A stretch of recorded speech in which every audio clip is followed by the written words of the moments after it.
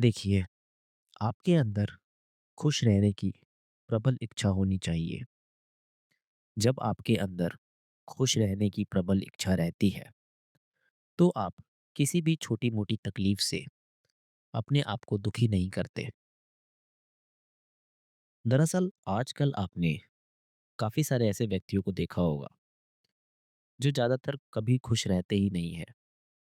हमेशा उनका मुँह लटका हुआ ही रहता है। अपनी उदासीनता वाली प्रवृत्ति से ही की वजह से ही जाने जाते हैं। हमेशा आपको उदासी दिखाई देंगे। दरअसल वह अपनी उदासी को लेकर इतने ज़्यादा उस चीज़ से प्रभावित हो चुके हैं कि वो अपनी इस अवस्था को छोड़ना ही नहीं चाहते। वो हमेशा एक उदास मन में ही रहना पसंद करते हैं और यह स्थिति उनके लिए घातक भी साबित होती है। यह स्थिति आपके लिए भी घातक साबित हो सकती है। जब आप काफ़ी लंबे समय तक उदास की अवस्था में ही रहे और अपनी प्रवृत्ति ही उदासीनता वाली बना लें, आपको किसी भी चीज़ से उतना फ़र्क ना पड़े, तो आप अपनी तरफ हमेशा नेगेटिव एनर्जी को ही अट्रैक्ट करेंगे। आपके पास मान लो कोई अचानक से कोई खुशी का मौका आ जाए, तो आप खुश तो होंगे, लेकिन मन ही मन ये भी सोचेंगे कि आखिर इतना खुश होना भी अच्छी बात नहीं है। और आप अपनी उदास मानसिक प्रवृत्ति के इतने आदी हो चुके हैं कि आप फिर से उसी उदासीनता वाली प्रवृत्ति में चले जाएंगे, जहां पर आप खुशी को महसूस ही नहीं कर पा रहे। ये अब आपकी आदत में शामिल हो चुका है। आपको अब इसकी आदत लग चुकी है। आपको खुशी महसूस ही नहीं होती। मैंने कई सारे ऐसे लोग देखे हैं जिनकी आज के समय में उदास रहने की आदत हो चुकी है, या फिर उनके चेहरे पे कभी खुशी दिखती ही नहीं है। देखिए, हर एक व्यक्ति के आसपास कुछ ऐसे लोग जरूर होते हैं जो कि कभी भी इतना ज़्यादा हंसना, मुस्कुराना या फिर खुशी का आनंद लेना पसंद नहीं करते। जाहिर सी बात है, आप भी कुछ ऐसे व्यक्तियों को जानते होंगे जो कि ज़्यादातर अपनी उदास अवस्था में ही रहते हो, या हो सकता है आप खुद उनमें से एक हो। पर क्या आपको पता है, यही स्थिति आपको आपके वास्तविक खुशी से धीरे धीरे दूर करती चली जाती है। खुश होना ये आपकी पूरी तरीके से आपकी मानसिक प्रवृत्ति पर निर्भर करता है। ये आपकी बाहरी परिस्थिति पर निर्भर नहीं करता कि जब आपको कोई वस्तु या आनंदित करने वाली चीज दिखाई दे, तभी आप खुश होंगे।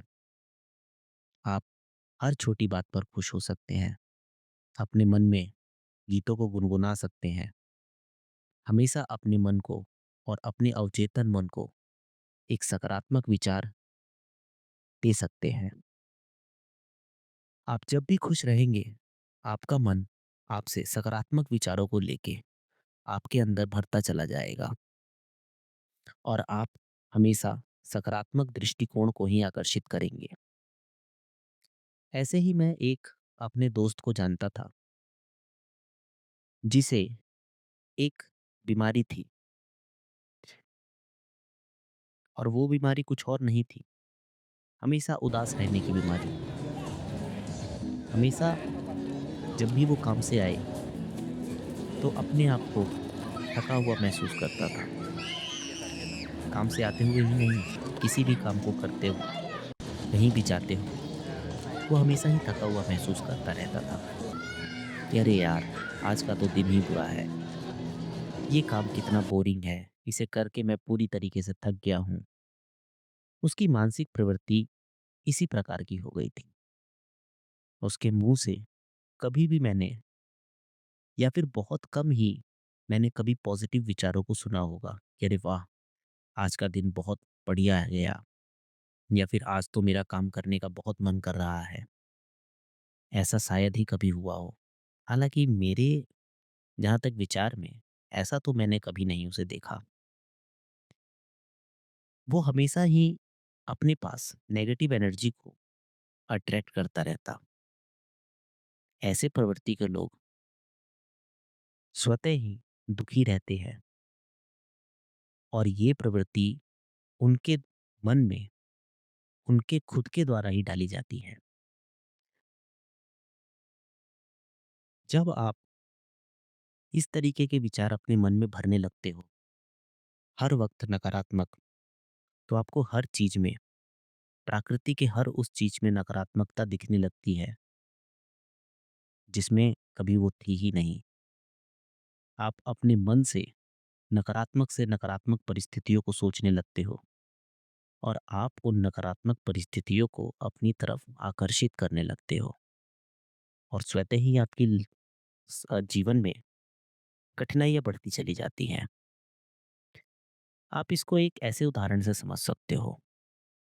मान लो एक व्यक्ति ए है तथा एक व्यक्ति बी है। ए का मन बहुत ही सकारात्मक विचारों से भरा रहता है, जबकि वहीं बी का मन काफी नकारात्मक विचारों से भरा रहता है। वो हर चीज को बुरी नजर से ही देखता है, सोचता है ये है तो क्यों है, इससे मेरे को परेशानी ही है। किसी भी चीज में वो बुराई ढूंढने में ज्यादा आतुर रहता है। अब उन दोनों व्यक्ति के सामने अगर एक आधा ग्लास पानी रखो आप, तो इन दोनों ही व्यक्ति से पूछा जाए कि आपको इसमें क्या दिखाई दे रहा है, वहां पे ए, जिसके मन में सकारात्मक विचार भरे हैं, वो उसका अलग उत्तर देगा, जबकि बी उसी चीज को अपने नकारात्मक विचार से उत्तर देगा।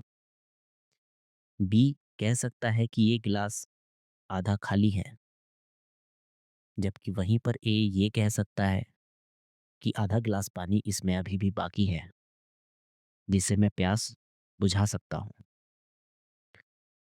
दोनों ही परिस्थितियां दोनों के लिए समान थी, पर सोचने के नजरिए ने उन दोनों में सकारात्मक और नकारात्मक भाव भर दिए। ये पूरी तरीके से आपके ऊपर निर्भर करता है कि आप उस परिस्थिति को सकारात्मक तरीके से अपने मन को भेजते हो या नकारात्मक तरीके से।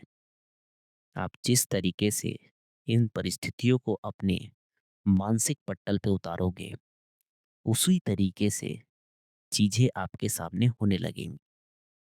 तो क्यों ना, जब हमारे बस में है कि हम सकारात्मक विचारों को सोच सके, सकारात्मक विचारों को सोचते हुए खुश रह सके, तो क्यों नहीं हम सकारात्मक विचारों को सोचते हैं। रोज के दिन ये कहने की बजाय कि "अय है, आज का दिन बहुत बुरा है, आज तो मेरा काम पर जाने का मन ही नहीं कर रहा, आज मुझे फिर से स्कूल जाना पड़ेगा, काश आज की भी छुट्टी होती"। इसकी जगह आप ये भी तो कह सकते हो कि आज नया दिन है, आज कुछ मैं नया सीखूंगा और इस दिन का पूरा आनंद लूंगा। ये दिन मेरे जीवन में कुछ नई यादों को भरेगा। मैं स्कूल जाऊंगा, कुछ नए दोस्तों से मिलूंगा, उनके साथ कुछ नई यादें बनेंगी, आज कुछ नया सीखूंगा।